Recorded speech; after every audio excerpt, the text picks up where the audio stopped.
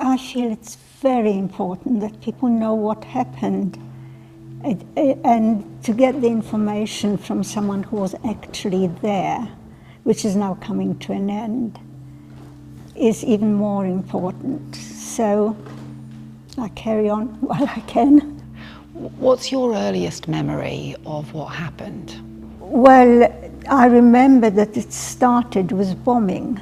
Wherever we went, we found it. I was nearly 9 when the war broke out, but it seemed like a very long war going through it. And it was a gradual thing that it got a bit worse and a bit worse and a bit worse until it got really terrible. They set up a ghetto within 8 weeks.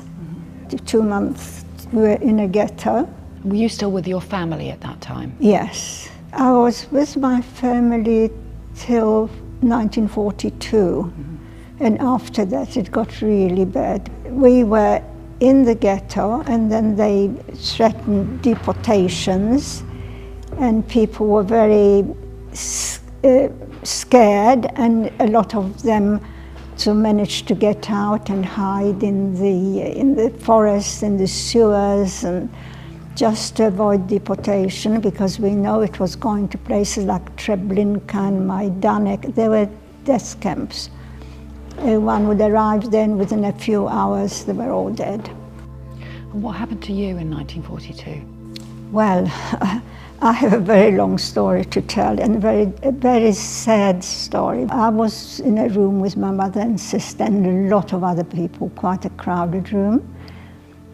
And anyway, the police stormed in and took everybody away, except me, because my mother said, "I'm not well, that's why I'm in bed." And the man in charge said, "That's all right, she can stay." It's most unlikely things to happen, but it did happen. All the other people were taken to the synagogue, and after a certain time, when they had over 500 people, they were walked out of there at dawn in groups of 50 to a local forest called Rakov. And there they found the first communal grave ready. But before they were shot, they had to dig the other graves. And they were killed in the most shocking way. So that's how I lost my mother and sister. You never saw them again? And what happened to you?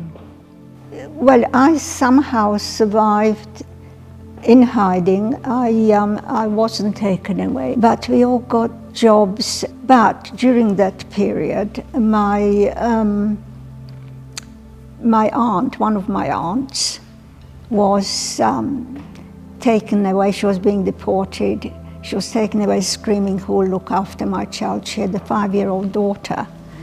And by then I was the only female member of the family, and it was down to me to look after her. And so at the age of 12, I was looking after her, but I was also going to work. Yeah.